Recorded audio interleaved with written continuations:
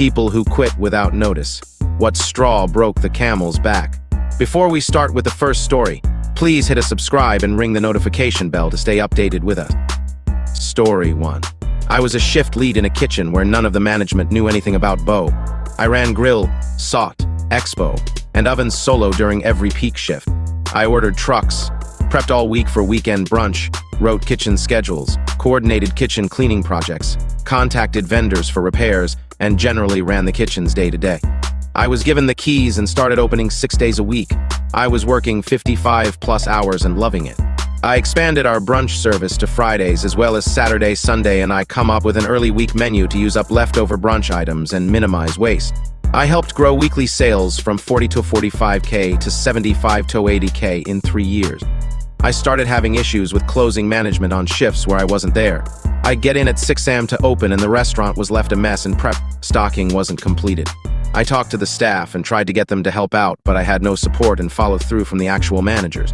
This went on for weeks. Then one week, I was in at 5th for Friday brunch prep. I was prepping sheets of bacon and went to the back to pull the biscuits I had prepped the day before. I had left them on a speed rack. I found them on a shelf stacked on top of each other. The weight of the trays had smashed every biscuit into single sheets of dough on the lower trays.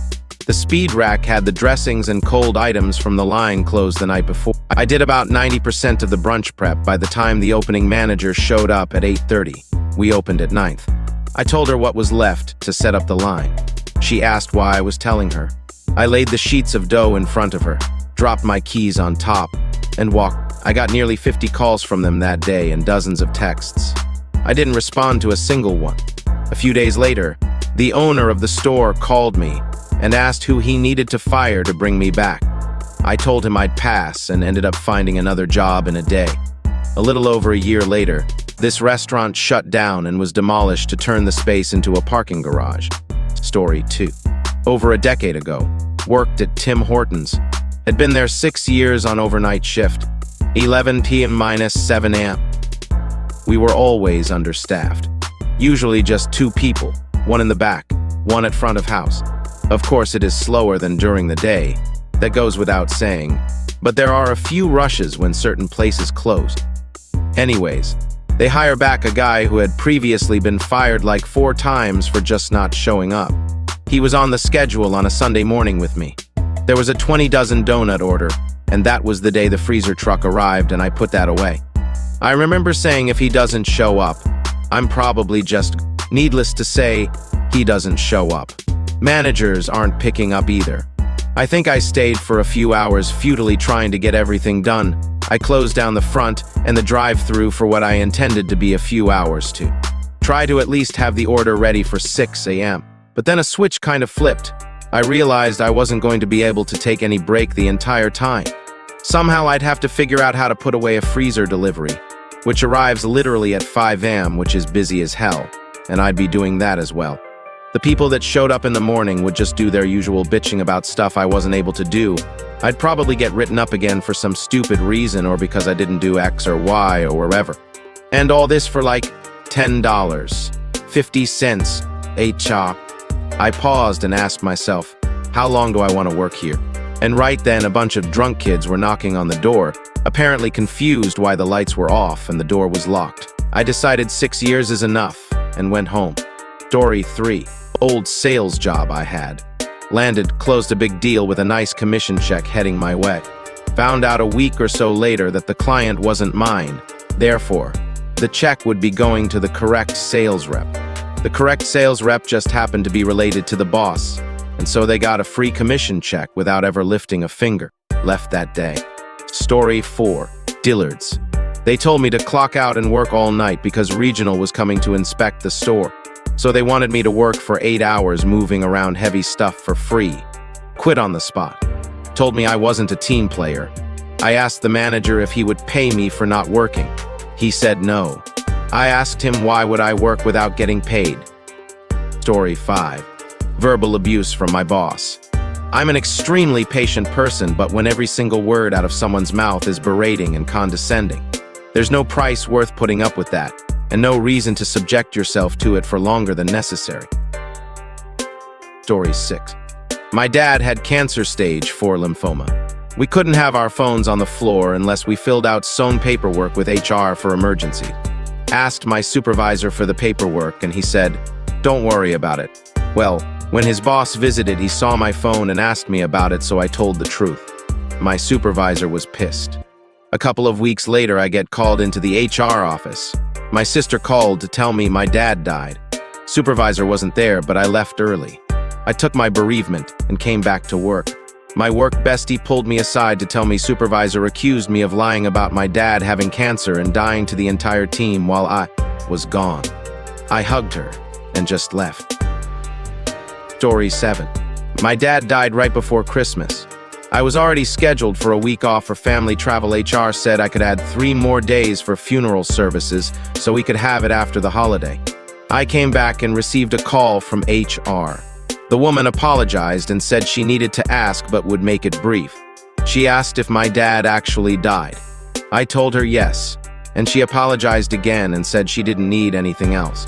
Then the office manager called me into her office to tell me my boss had been telling people she thought I was faking it to get more. My boss was horrible in general and relied on me to do the majority of her work, which is what led her to creating the story about my dad not actually dying. She was hoping I'd be called back early from my trip. I had been interviewing for a job at another company and got an offer the day I got back. I called from my desk and accepted the offer, then packed my things and left. Story 8. I once worked as a landscaper, and during a slow month, some of us workers were asked to head to the boss's brother's property and help out there, which was fine. My boss asked that I pick him up in the morning and take him out there. The straw that broke the camel's back was while out there I had filled some buckets with water, and while I did turn the tap off, it was slowly dripping. My boss noticed this and had a complete meltdown. He made threats to harm to the person who left it dripping. He didn't know who it was at that point. I dropped my tools, told my boss to shove his threats, and left, leaving my boss in the middle of nowhere. Story 9. Did everything they wanted. Jumped on a plane to another site on one day's notice. Ended up working 16 days straight before coming back. Took a WFH customer service job role I didn't really want just to help out on a temporary basis. We were told that half the team could have Christmas Eve and Christmas Day off, and the other half could have Christmas Day and Boxing Day. Except me, who could only have Christmas Day. I signed out of the VPN, blocked my managers, put my laptop in a box and posted it to head office with my resignation letter inside. Story 10. I is working at Sears part-time for Christmas. They never trained me. When my supervisor came in for something and found out I was working alone, he ran out before they could ask him to help. My other supervisor had a nervous breakdown and while crying, said he wanted to punch the manager but was a felon and needed the job. I just got tired of the shit because I was literally just working for Christmas money. They found me at my other job and asked me to come back because I had figured out how to do the job without being trained. I said no, and they told me I'd never be able to work for Sears or Kmart again. Shiver me timbers. Story 11. I put in that I needed off a particular weekend 5 months in advance.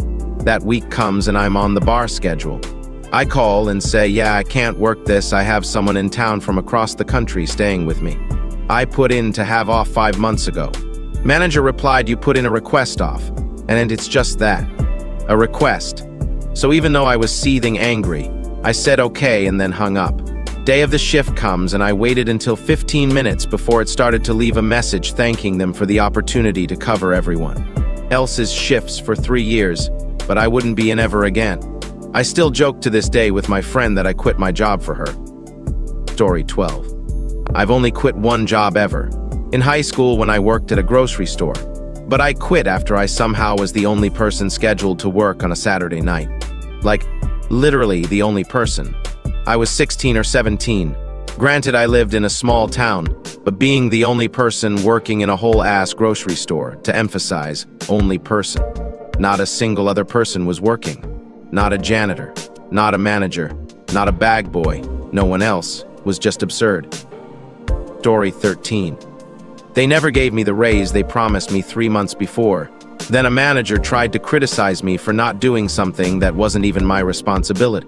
I cursed him out, then cursed the main plant manager out in our meeting and left. About 3 days later, the plant manager called and asked why I haven't been to work.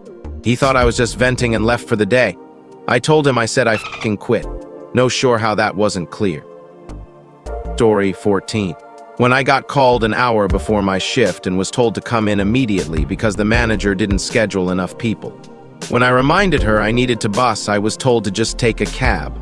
Stupidly, I did. And when I got in, she told me I should have made sure she did the schedule right. Then I was told I'd be opening the next morning, even though I was closing the kitchen that night. I closed. I did not open. My apron and key were on the counter waiting for her when she went to work in the morning. Story 15.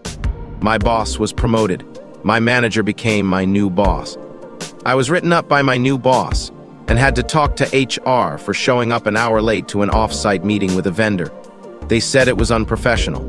The hour was just scheduled breakfast I didn't want to eat, and I had stayed up late at night working on some numbers for the business to present, which they assigned to me at 8 p.m. after we had a big work dinner, and everyone else was going to the bar. My old boss, now boss's boss, came in 3 hours late, with 2 other co-workers, interrupting the meeting to brag about how one of them passed out in the hotel lobby.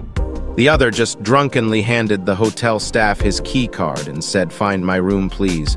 And the third one never made it out of the back seat of the car. They never ended up using the data I stayed up half the night collecting. Alright folks, that's a wrap for Toadie's story. If you like more of this, please hit a like, subscribe, and drop your thoughts in the comment below. See you in the next video.